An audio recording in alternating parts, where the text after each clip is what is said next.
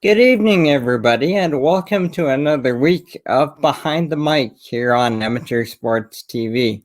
Jonathan Hodson back with you for another chat with the sportscaster, and this week we have a great show lined up. It is Claire Hanna joining us from Regina. You may know her from her work on the CFL on TSN crew, and locally you may know her from her work as the sports anchor on CTV Regina. We're going to get into a few different things. Looking forward to it. Explore a little bit of her volleyball career as a decorated athlete at UBC before jumping into the sportscasting business and talk about some of the steps along the way and what life looks like right now in the COVID world. So before we get going, we will remind you that if you want to follow ASTV, that's the best way to keep track of our show and as well all of our other shows on ASTV. You can find us at amateursports.tv and across our social media network, including our YouTube channel, our Facebook page. Both of those house all our shows, as well as Twitter, and we are up on Periscope. So we're going to take a break here and we'll come back on the other side and we'll bring in Claire Hanna. Thanks so much for tuning us in on your Friday night. We'll be right back.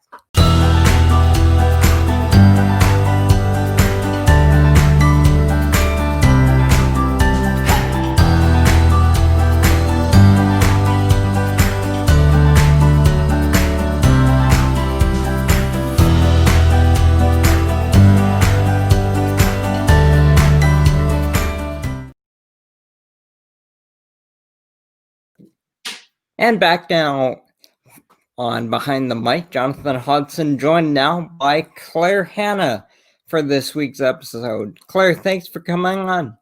Thanks for having me. That was a really nice intro. Thank you so much. I do my best. So where you come to us from tonight? Well, I'm working from home, but I don't have the luxury of having a work at home office, so I'm coming to you from my partner's office in our home in Regina. That's been one of the unique things about this show, starting it up during this COVID time, where the way the technology has grown, and we were talking about it off air before we went on. The ability to reach people like yourself wherever we may be, and keep the conversation going. Yeah, it's funny because before, when I was doing TV stories, I'm sure you found this too, it's like we always really required to have in-person interviews or preferred that. And now it has actually opened up a lot of doors where we say things like, well, hey, even though this athlete is a local Saskatchewan athlete, but they might be in Europe, why don't we interview them? And I will say that's definitely been a positive of the pandemic. Yeah, and I'm currently doing a sports broadcasting course through BCIT, and for one thing, that's been in a roundabout way, a positive for me. That living in Victoria, everything's online now, so I easily sign up for a course that's normally in Burnaby.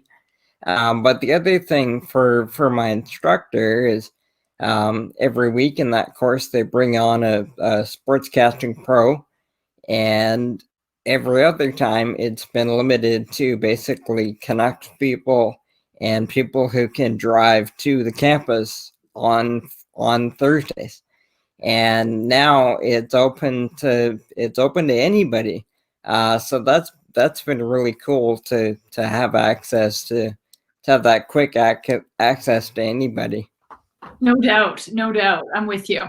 So I wanted to, we're going to get to a range of things. There's a lot of really good stuff to get to today. I wanted to get into a little bit of your career and then a little bit of sportscaster talk, relating it back to people who may be in the early stages of their careers, and we're like we're talking about now, what we all have to do right now to get through this. But we're gonna start with your athletics career, which fits perfectly for the amateur sports TV model. Um, a star athlete for the University of British Columbia in volleyball. What got you into volleyball and athletics? Well, Jonathan, we have met, so you know that I stand about 6 foot tall, and so that was a pretty natural fit to go with volleyball. I think if you're looking at a high school, if anybody's over 5'9", that volleyball coach who's coaching is just recruiting all of the girls who are pretty tall. So I started playing in junior high. With just some of my best friends. Luckily, this is something I'm so grateful for, but my best friends in junior high and high school, who are still some of my closest friends to this day, we were all super athletic and always wanted to play on every team, whether it was the basketball team, the badminton team, the field hockey team. And so we just kind of were a little girl gang and would always just keep trying out for sports together. So started playing volleyball seriously in grade 9 when I was about 14, 15, made provincial teams. I worked hard at it. And then when I got to grade 12, I put out some feelers to universities. Doug Reimer, the head coach at the University of British Columbia, this is a long story, so I'm not sure if we're going to have time to get into it if you care, but he actually didn't really recruit me. He let me come to UBC as a walk-on, as a redshirt tryout person. And I redshirted for like 3 years before I got subbed in for the first time. And he even cut me in my second year because he just didn't think there was a spot for me on the team. And I know I mentioned I'm 6 foot tall, but I really had an awful vertical. I did not jump that well. I still don't jump that well.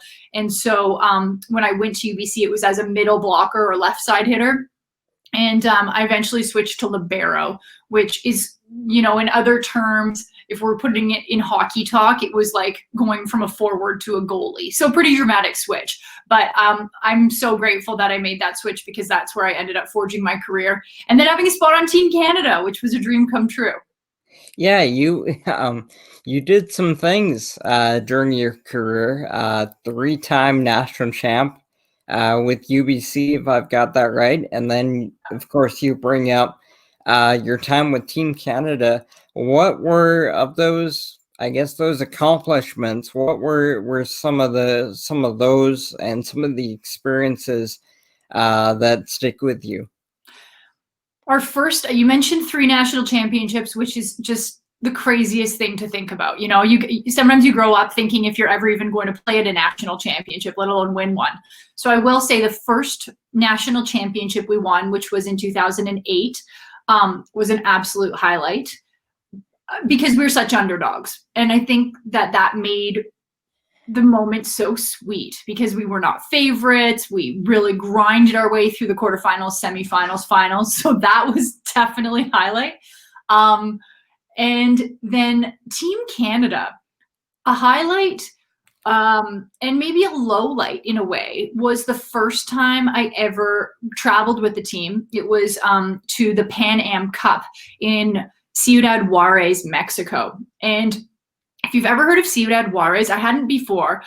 It's actually the most dangerous city outside of a declared war zone in the world. They average about 8 murders a day. It's because it's a place with a lot of drug cartels. It's right on the border of Texas, El Paso. And so it was unfortunate because here was my first time traveling with Team Canada. It was my first time starting. There was not another libero traveling, so I knew I was going to start and play every single minute. And it was unfortunate because my no family could come down and watch because it was just Team Canada advised family not to come and participate at that tournament just because of the city it was being played in. So that was really unfortunate. But one thing I remember, and this is wild, but we our hotel was, I don't know, a couple kilometers or miles away from the gym we were playing at, and we would always get onto a bus to travel to and from games, regardless of the city or country we were playing in. And in Ciudad Juarez, we got on a city bus that was just for our team alone. And in front of the city bus and behind the city bus, there would be a pickup truck.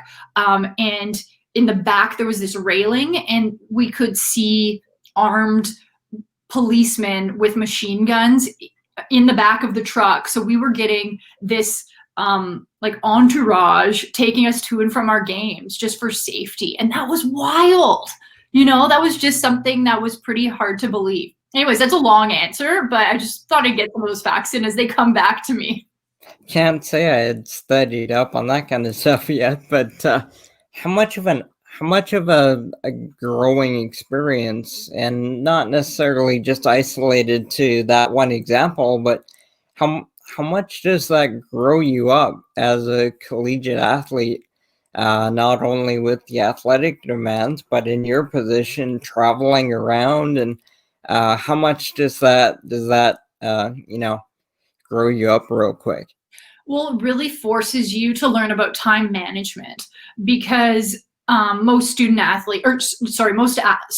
at university, you know, you're taking your classes Monday to Friday, but you have the weekends off to whether you want to party or study or do whatever. But as a varsity athlete, if we were on the road, not playing at home, we would always, at UBC at least, fly out on Thursday afternoons, because we had a game on Friday, and you couldn't travel that day because you wanted to get in the night before to have a good night's sleep, but to practice in the morning in the gym you were playing at. And then we wouldn't fly out. We'd have double headers every weekend, so Friday and Saturday, and we'd fly home on the Sunday. And so there, 3 days out of your week on almost every other week, this was 10 weekends of the year, because I think we had about 20 double headers a year, you were out of town. And I mean, you can tell yourself you're going to do homework on a flight, but that's really hard. And the discipline to actually do that, or the discipline to take time on the Friday or the Saturday when you're on the road in a cool city that you might want to explore, but to hunker down in your hotel room and actually study, that takes a lot of discipline. So while it, you mentioned grows you up fast, it also, I think, really makes you a well-rounded person, because so many cities I might have been to before, but you got to experience them in a different way. Even I'm in Regina right now, and I don't think I'd been to Regina before we came and played at the University of Regina against the Cougars. And we came, I remember the weekend with UBC, the first time I'd ever been to Regina, it was Agribition happening in the city. And so every single hotel in the whole city happened to be sold out. And the only hotel they could get us into was the Hotel Sask, which is kind of like the Fairmont. And it was amazing. But the city had this like agricultural vibe happening. And so that was really neat. Being in Vancouver, BC, you didn't see a lot of that. I know they've got a lot of agriculture community out in Chilliwack and things like that. But that was really interesting. Or going to Winnipeg and being told not to walk in certain neighborhoods because that's where our hotel was. That was interesting, and I'm not stereotyping that, but just every city had a different flair. Or Edmonton, I remember asking, my family's we grew up in Alberta, but I asked my coach if I could change my flight home much later on the Sunday to spend time with my sister. And we went to West Edmonton Mall to go to the water park. So it was amazing to get that experience, because not a lot of other students would get that, and taking advantage of a neat opportunity. Yeah, and I think once athletes move on, and the vast majority of them are going to move on to quote real life, and I think anybody that I've been around agrees that when you move into real life, it's equal parts. You miss the competition and the sport, but you miss those experiences as well. I miss it a lot. I shouldn't say I miss it a lot anymore, but Jonathan, when I finished with Team Canada, I felt like a loss of identity. It was almost maybe a depression, but I wrote about it because for 10 plus years of my life, even if it was in high school, I had defined myself as a volleyball player. And all of a sudden when you retire, or in my case, I actually got cut from Team Canada in my last year, and that part of your life is kind of over, you've got so much of your identity wrapped up in that it's really challenging to move on and redefine yourself. You know, and you sort of, I've told people, I think it's important to look at our lives and really think about everything in them. So I was like, you know, I never considered myself as a daughter, a granddaughter, a sister, but I am all these things. They just didn't sound as sexy as being, I'm a Team Canada volleyball player, right? But then when that's taken away from you, you really have to think, well, who am I? That's not just defined by my sport. And I think a lot of athletes, whether they admit it or not, deal with this. You know, I think about somebody like Wayne Gretzky. His whole life, even now, I'm sure it's like the great one. People want to ask him about the Oilers or the Kings, all his Stanley Cups. Like, but he hasn't been a hockey player for what, 30 years now? And I'm sure that's not easy for him because he's tried to reinvent himself as a, you know, he's got a vineyard. He does, you know, he was gone to coaching. That didn't happen. Like, how do you move on from life in sport? And for some people, I don't think it's as easy, but luckily when you're not a super famous volleyball player, it's a little easier to walk away from that and find other interests that aren't going to always follow you. So how did sportscasting tie into that process? Because I know that our paths crossed not that long after your volleyball days had come to an end. So I'm not sure if it ties into what you were just talking about, but I'm curious about how the wrapping up of your playing career related to jumping into sports on the media side. Yeah, I definitely think the two were related. I'm going to share a story with you and this is where I really think a lot of my interest in broadcasting came from. When I was at UBC, there's a student newspaper like most campuses have. And at UBC, it's called the UBC, but it's spelled like UBYSSEY, like funny.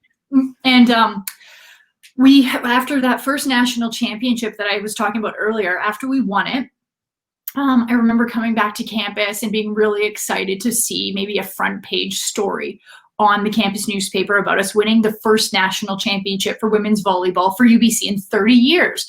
And I remember coming back, and on the front page was this, like, it was like a basketball story about the men's team winning kind of an insignificant game.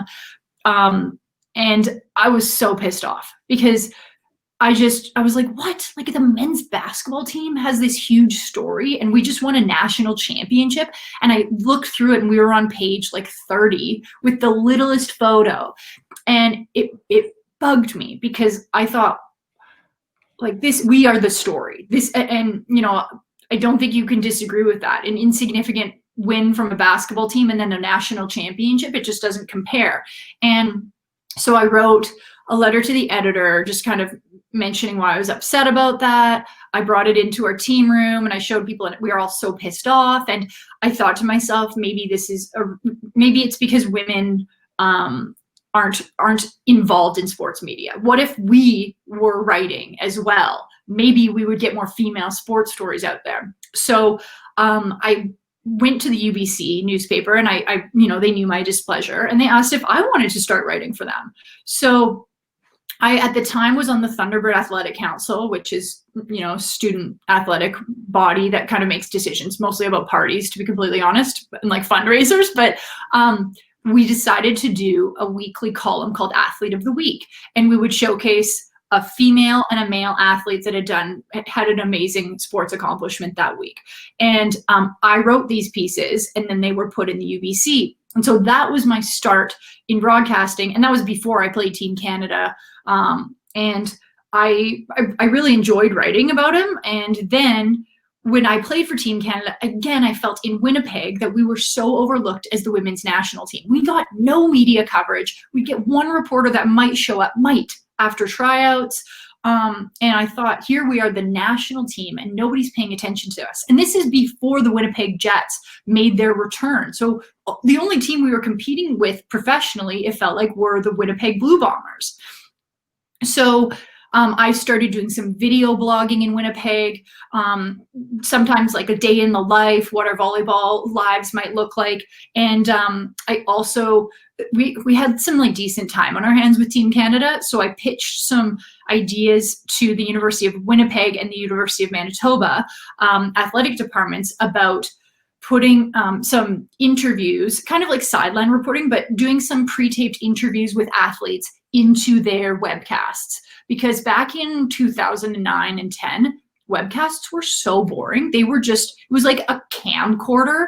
I don't even think there would be play-by-play people sometimes, but it would just be following like kind of the puck in a hockey game or the basketball game. So like ghetto. And so I thought, well, why not in intermissions or halftime or whatever? Why don't we put some interviews? So I started doing that. So you can see I started getting into broadcasting while I was still playing volleyball because of some niches I felt need to be filled and because I was interested in it.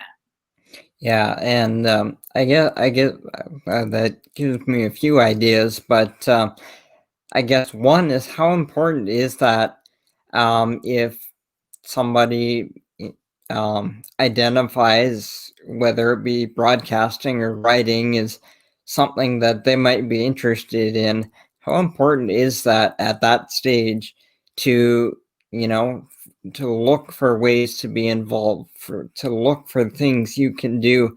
How important is it to really go get it like that? I think it's the most important thing.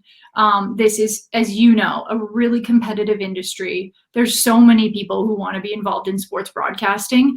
And sometimes I question people what their motivations are. I think there's some people who just want to see their face on TV. I think there's, some people who are in it for the wrong reasons, for like fame or something.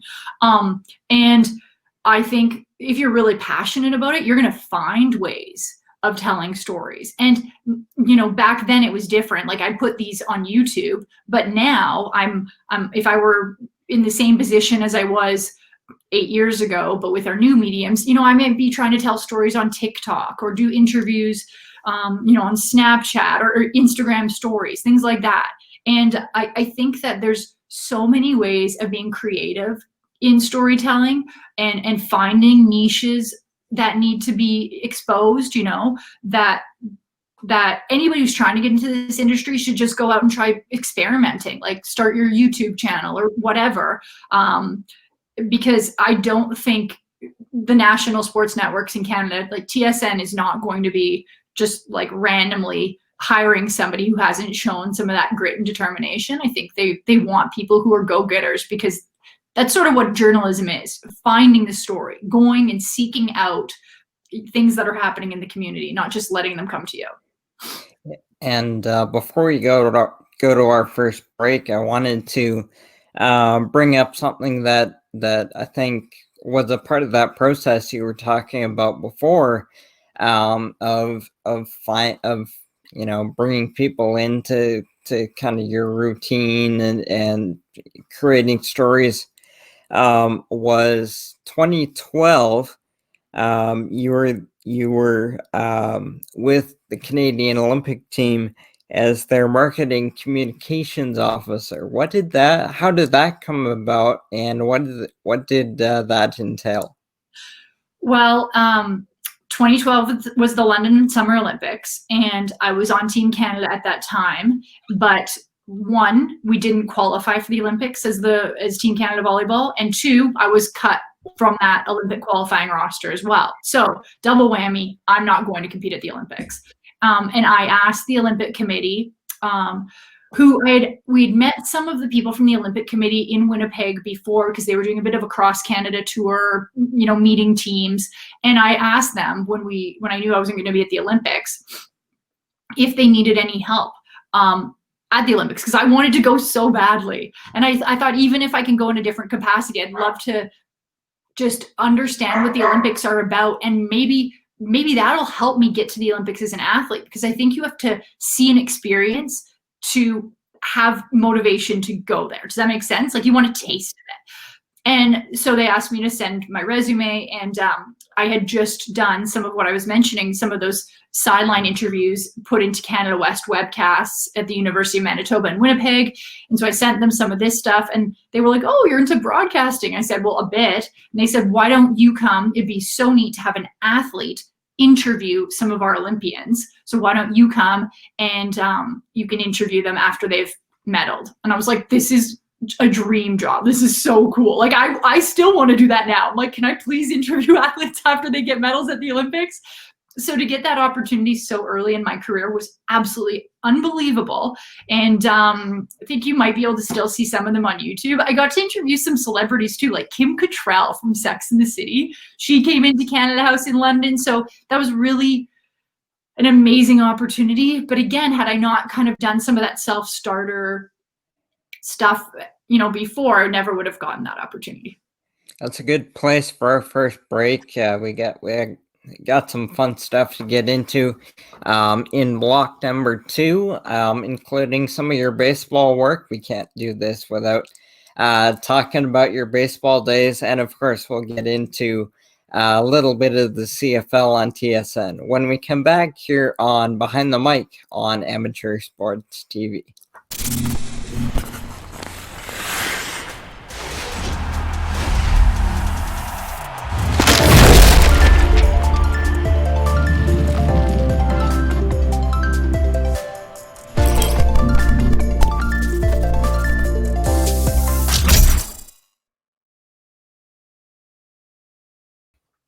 And welcome back to Behind the Mic on Amateur Sports TV. Jonathan Hodson talking with Claire Hanna this week from CTV Regina and, of course, the CFL on TSN. And we wrapped up the first block.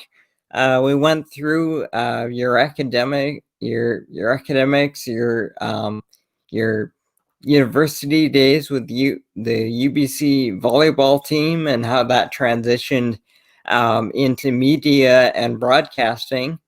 And after the 2012 Olympics that we talked about in the first block, not long after that came some experience with in baseball, which is how you and I first met in the old Shaw TV Western Canadian Baseball League package. What do you remember about that? Well, I remember it's also called the Western Major Baseball League, and I still cover it now in Regina with the Regina Red Sox and other teams.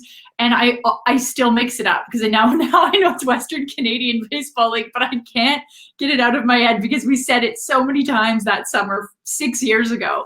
But that was such a neat experience. And as a young broadcaster, live TV is so hard to find, getting reps on live TV.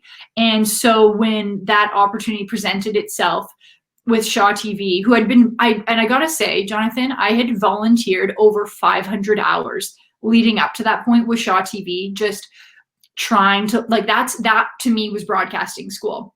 Going in, seeing how they produce things, shadowing reporters, producing like a mini series leading up to the Sochi Olympics that I wasn't paid for. Those things, they saw my effort, and so they asked, "Hey, do you want to get involved with? We need a sideline reporter for the Western Major Baseball League," and I jumped at it, and so that was a really great experience, and we met, so that was amazing. But working with, you mentioned Peter, I didn't know what sideline reporting was before then. And, you really have to dig into teams, find out some unique stories about players, find out something that the play-by-play broadcaster and the color broadcaster aren't going to probably offer. Or on the sidelines, listen in. What are they saying? What's the coach telling people? So it was an amazing experience to just learn that side of it and then do live TV, where if you screwed up, it's going to air, and feeling those butterflies and just working through them. Yeah, and I think as a viewer, sometimes the sideline reporter is probably not going to get a whole lot of thought from the average viewer. But take us into what your prep and I guess what your game experience would look like, even if you only made a few hits per game. And you talk about some of the people that were on those Shaw TV teams for the Western Major Baseball League, and I guess as well talk about the team dynamic of working with your play-by-play broadcaster and your color voice. Yeah, well, every experience has been somewhat similar, and you mentioned I've done the CFL on TSN, and in this case, we had our producer, and usually before the game, you'd kind of talk about the big storylines. So who was pitching, who had pitched before, what was the record of the teams, was one team potentially going to clinch the series? And so you get the big items that are required from the broadcast and the big storylines. And then you talk about who's going to cover what. But as the sideline reporter, sometimes you go in with some ideas. So I would research the roster, Google players, try to decide who had an interesting story. Or also, we'd always go to batting practice ahead of the game. And I'd try to be observing things that they might have at the batting practice. And I remember in this series, the Okotoks Dogs had a volleyball, actually, which caught my attention. And they called it Wilson. And I remember we did a hit on Wilson, the volleyball, because I think they were like, we're survivors. We're going to survive this series. And so, for example, it's not like anybody would have told me about that, but I saw the volleyball. So I asked the head coach about that, and he kind of flushed it out. And I thought, okay, I'm going to do a hit on this. So it's being really observant and picking up on things that you might notice as a fan, but the sideline reporter is supposed to really take all this stuff in. And I remember also, I think this might have been with the Medicine Hat team. There were 3 players who also played college ball together down in the States. It might have been with the Dogs. And I'm so sorry, this is 6 years ago, so my memory is really failing me. But that was unique. These 3 players, the fact that they also played college together and came up and played Western Major Baseball League together. So I talked to them about that bond and how they encouraged each other. That was a hit. And so also, when I come up with these hit ideas, I run them by the play-by-play broadcaster and the color commentary person to make sure that they're not going to step on my toes and reveal these big stories, because then I'm like, well, I don't have anything to say on the sidelines. But then you're also, while the game's happening, listening. And I remember we would do hits with coaches after like the 4th inning and ask them about how the game was going. Or maybe I'd try to get an opportunity and talk to a player, maybe one of the pitchers who wasn't an ace or pitching in that game, and try to get some insight that I could offer. You're sort of the eyes and ears on the field when other people can't be there. So how did the CFL and TSN come about? I don't know. I still don't know. I had the job. I still have the job here with CTV. And one day, this is wild. I knew taking this job with CTV would give me a chance to have the Riders beat reporter job with TSN, but that was not guaranteed. And I was told that when I accepted the job with CTV that that was not a part of the package. And so for the first, and I took the job here with CTV in February of 2018. And so there was like 3 months before the CFL season started. And I was just like, well, I'm just going to do my job here as best as I can. And then one day I got an email from a name at the time that I didn't know from Bell Media, which owns CTV and TSN. And I didn't even open the email because I didn't recognize the name. And there was more important pressing things on my schedule that day. And then I had another email from Matthew Shinetti, who's a TSN reporter. And he said, congrats, welcome to the sidelines. And I said, what? Like, what is going on here? And then I looked at the email he was responding to, and it was the CFL schedule with all of the talent and producers from TSN, and my name was on it for like 6 Rider home games. And I thought, oh my gosh, I'm doing this. I felt like I didn't go through an interview, but that shows you that networks are sometimes looking at your work and you don't even know it. So always put your best product out there. Eventually I got a call from one of the VPs at TSN, and he kind of talked to me and explained what he was expecting from me. So it was funny. It wasn't like I got an official phone call. It was just, I was on the schedule, and which was also kind of nice because it was just low key. It was like, yeah, you're on this, you know. I didn't feel a ton of pressure or expectations. So what's that like, being the newbie on that team, stepping in to work alongside with some of those personalities and work on that stage for the first time? It was amazing. And I had so much support. Support in a way that people mentioned they had my back and they were encouraging, and but not support in, you know, I was being hand fed what to do. I really was given independence to flush out my own stories. One of the producers I work with a lot, John Hines, was great, and we talk about stories, and he'd say, I think, you know, this one's a good one. I would conduct what we call the sit down interviews before games. So if a game's on a Saturday, on the Friday, the away team comes in, but then also there's the riders. And you choose about 3 players from each team. You have sit-down interviews with them. Portions of those interviews are put on the broadcast and kind of interjected randomly throughout the broadcast. But those also provide the sideline reporter with some material to work with. And, you know, of course, I do research before these interviews with the players. And sometimes I'll find a little nugget and I'll ask them about it in the sit-downs. And then we can extrapolate on that. But one of the most nerve-wracking things about these sit-downs is, you know, for some of the first games I was doing, my play-by-play broadcaster was Chris Cuthbert, and Glenn Suter is the color commentary person, and they're sitting in this room while you're conducting the sit-down interview. And I was like, oh my gosh, like I can't screw this up because they need to use a lot of the material that I'm getting out of these interviews. So that was where I felt the most pressure, just doing my homework and my research to make sure I asked the necessary questions to provide the content we needed. So it was an amazing experience. And the first time, the first game I ever did, I was so nervous that I remember getting onto the sidelines. You get to a game about 2.5 hours ahead of time just to prepare, just to see who's on the field, you know, run, maybe find some extra nuggets during warm up. And I was so nervous getting my mic pack on the sides and just looking through my notes that I remember my legs almost turned to jelly. And that's a saying, but it was real. And I was like, walk to the sidelines, Claire, like walk out there. And they weren't really moving. I'm like, one foot in front of the other. And I had really rehearsed my hits. But in the moment when they were throwing to me for the first time, I don't think I knew my name.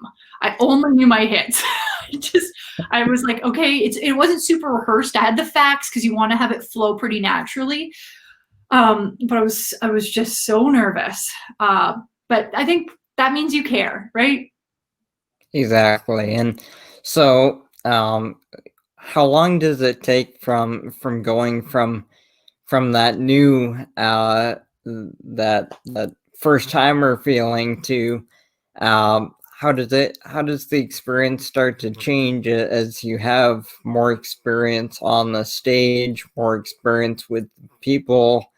Kind of how long did it take to settle in and kind of feel like, okay, I belong? Well, I'll let you know when that happens.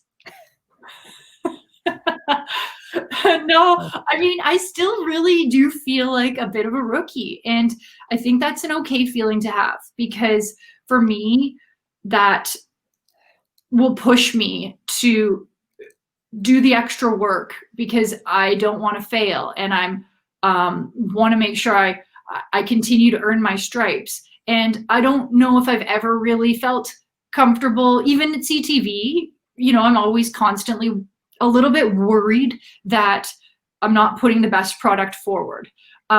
So that's just how I feel about things. I know some people get overconfident, and I'm sure I've gotten overconfident at sometimes in my career, but right now I don't feel that way. But I like that because it's really pushing me. And here's an example. Here's one place maybe where I did feel like maybe I got too confident. I got to travel in my second year with TSN to Edmonton to cover the Edmonton football team playing the Toronto Argonauts. And Ricky Ray, who used to be the quarterback for both teams, was in town with Edmonton doing a job shadow.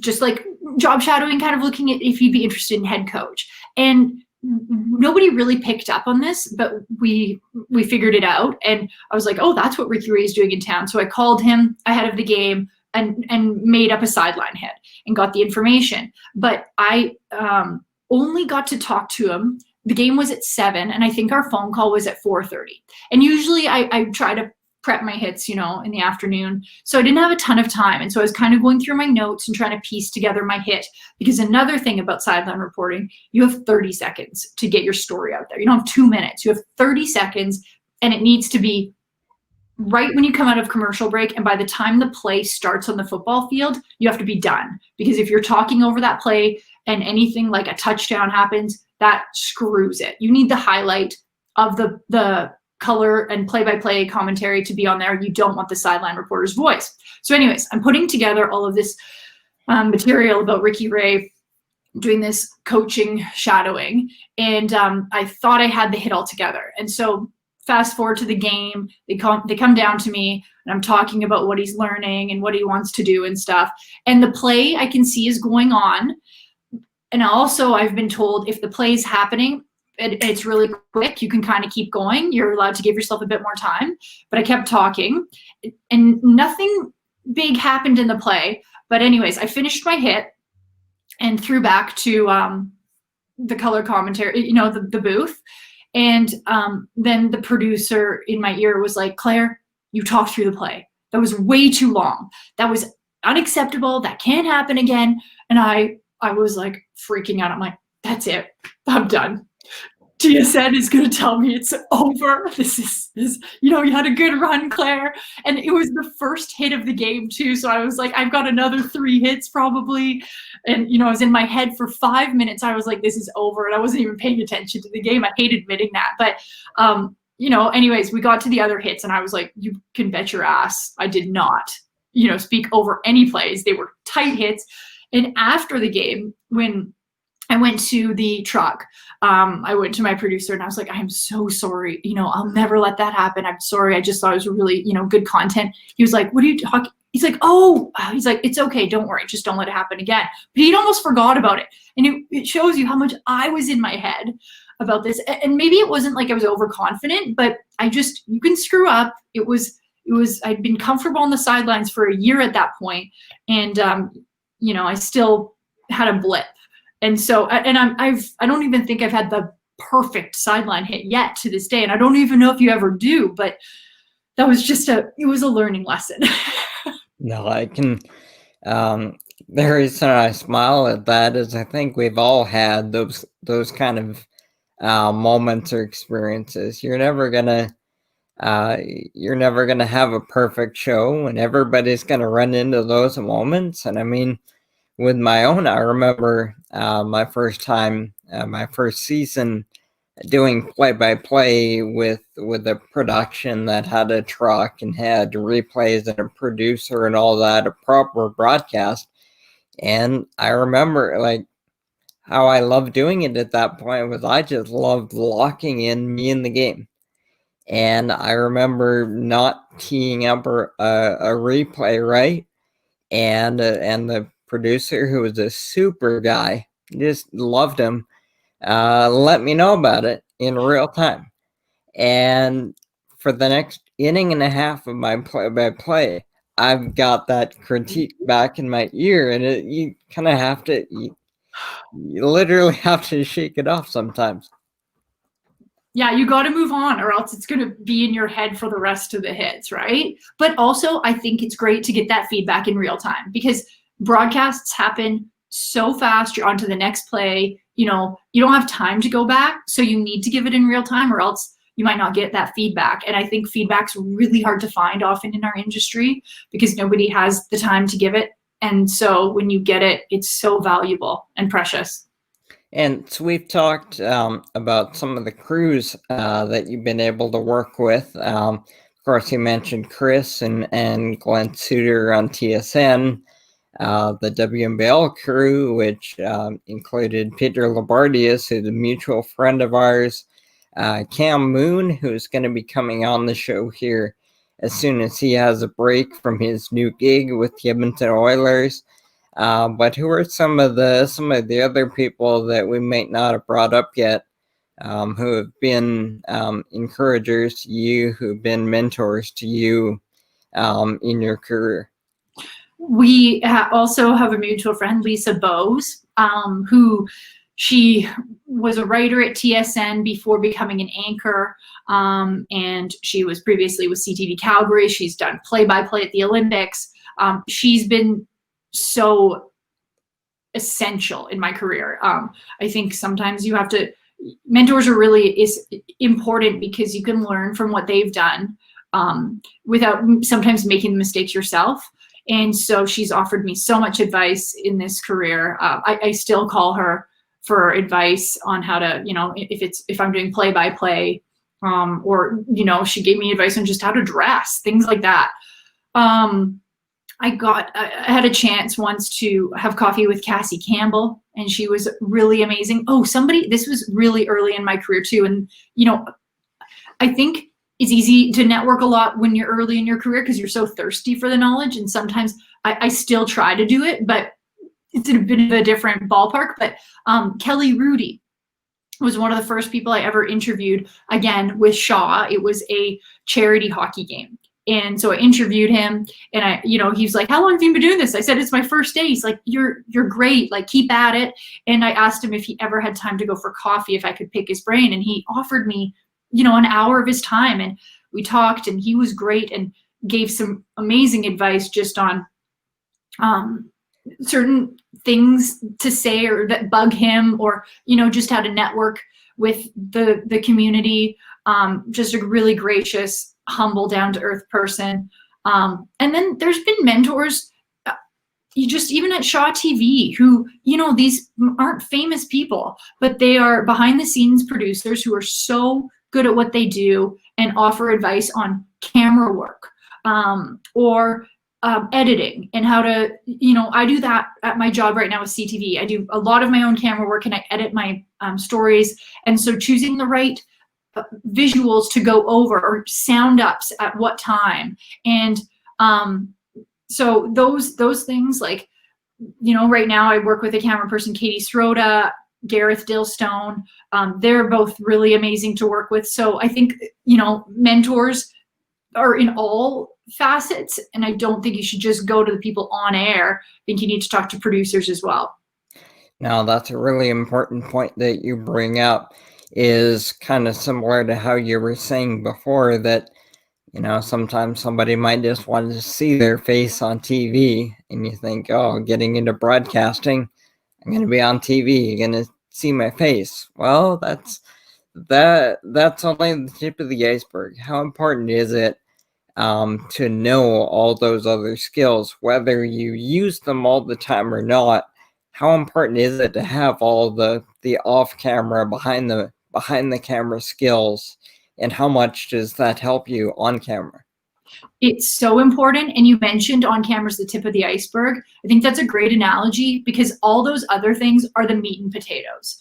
If you don't know how to conduct an interview, to do research, to put a story together using a basic editing software on your computer, and there's so many out there, but once you know one, they all kind of flow together, then I don't think you have I don't want to say you don't have a space in this industry, but then you don't know how to put a story together. And there's so many times when, let's say you are doing a gig where you are just on camera, or you're conducting an interview and then you're going to be on camera. Like, when I'm doing these TSN sit downs, I know that when I ask the question, you don't interrupt, just let it flow from the subject, because if I interrupt and they want to use that clip, all of a sudden now my voice is in it. And I know that because sometimes when I've conducted interviews that I'm editing myself, I'm like, oh crap, Claire, why'd you speak? Because now that clip kind of sucks and I can't cut it off there. and make it sound pretty. And editing is so important even for new media like TikTok. I can edit something together pretty smoothly on TikTok because I've done so much editing on different formats. And I think about even right now, my job, I barely go live anymore because of the pandemic. And usually I'm going live around a sporting event or teeing up a playoff game.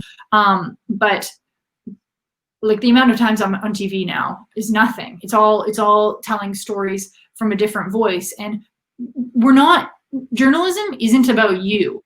It's about the story, about the subject, about a person. So I think if you're in this industry to see yourself on TV, then you've missed the whole point of it. We're telling other people's stories. It's not about us. And you mentioned how your job has changed in the COVID world, and you and I have talked about it a little bit between the two of us in getting this interview to air. And you're talking about the things that you're having to do to keep busy and find stories and stuff. And so, how has it's a bit of a broad question, but how has COVID basic shutdown of sports in a lot of ways? How has that affected? How has that affected your job and what your days look like? Well, it's a lot more depressing because I'm not talking about an outcome in a game or an amazing comeback. It's mostly talking about cancellations or how restrictions are affecting how athletes can train. And when I think about the stories I've done since mid-March, there's only a handful of stories that have really not involved the pandemic. And so I think you have to get so creative. And normally in a normal year, I kind of look at multiple sports calendars, whether that's the University of Regina Cougars, the WHL, the Regina Rebels midget AAA female hockey team. Like I look at all these schedules and I try to target the big games and then cover those games or the lead ups to those games. But now there's no schedule. So every day it's like, sometimes I don't have anything lined up or, based on some restrictions, okay, who are these restrictions going to affect? Who do I talk to? And sometimes it's just reaching out to just trying to think here. Like the WHL just announced they might be having a 24-game season. Okay, well, who from Regina is playing in the WHL and how are they preparing now for a season that we don't even know if it's going to start? And so looking through names, and then just reaching out to them. But sometimes it's just not as simple, and it's just okay. So I thought maybe biathlon might be interesting this season. So I reached out to the Regina Biathlon Club and just went out there and did a story. But like it's being self-motivated. I can't let stories come to me because there aren't any stories. So it's pretty exhausting. And sometimes I don't have anything and I just have to do another story. Like today, I did a news story about cervical cancer awareness because January is Cervical Cancer Awareness Month. And that's just what I'm doing because I have a job, but if I don't have any sports content, I have to go to news. And that's okay. I think it makes you a dynamic broadcaster when you can cover a range of events. Yeah, and as we near the finish line here this week on Behind the Mic, we've talked a lot about some good mindsets and some good lessons for sportscasters. But would you have any most important messages or thoughts that you would give to whether it's the longtime sportscaster trying to get through the current climate, or whether it's that young person who's thinking about jumping into it? What advice would you give? What would you say to them? Never say no to an opportunity, no matter how out of your comfort zone it is. If you've only ever covered hockey, but this is about fencing, still do it. Also, what else here? I'm just thinking. I'd say get comfortable being uncomfortable. there's going to be so many things in this industry that throw you, into a sideways spin that you didn't expect you'd be in, and you've got to figure out a way to get out of it or talk your way out of it, and whether that's on live TV or something. So it's just, putting yourself in uncomfortable positions, getting as much, we talked about how it's not all in front of the camera, but get comfortable being in front of the camera, whether that's like doing an Instagram story where you're just talking to your cell phone. Just get those reps in whichever way you can. Get those reps. That's good stuff. Well, Claire, thanks so much for coming on. That was a lot of fun. Thanks for coming on. Really appreciate your time. I know that the fans out there will have enjoyed that, and I know the sportscasters can take a lot from our shop talk. So thanks for coming on. And if anybody's interested in keeping in touch with your work and seeing what you're doing, how can people find your work? Twitter, Instagram, everything. My handle's Clahanna, Clahanna. Awesome. We'll find you there. All right. We're gonna take one more break, and I'll be back for the wrap up. But Claire Hanna from TSN and CTV Regina, thanks so much. We'll be right back here on Behind the Mic on Amateur Sports TV.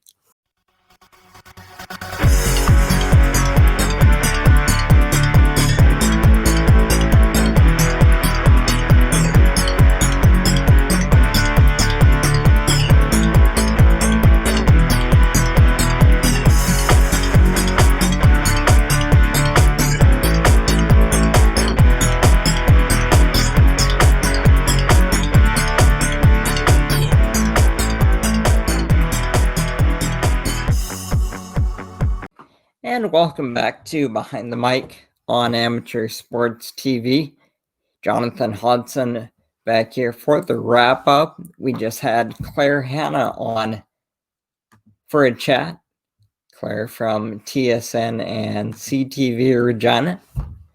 Great chat about her athletic days playing for the UBC Thunderbirds volleyball team and Team Canada, and a walk through her career from the Canadian Olympic team, UBC, while she was at school, and of course, some good stories from the CFL on TSN. Thanks so much for watching. I know fans out there will have enjoyed it, and I know there's a lot of good shop talk that came from this chat, so we appreciate your viewership. And if you want to find all our old Behind the Mic episodes, you can head to amateursports.tv as well as our YouTube channel, and it's on YouTube where you will find a playlist with all of our archives. And I believe we're 10 or 11 weeks in. You can find all our shows on YouTube, and you can also find all of our other ASTV shows there as well. And ASTV, your number one source for amateur sports, is expanding and has a little bit of a new look online. So if you want to check out our content or inquire about being part of our team, you can go to amateursports.tv. We'll be back next week with another chat with another sportscaster. Until then, thanks so much for watching. This is Jonathan Hodson for Amateur Sports TV. We'll see you next Friday.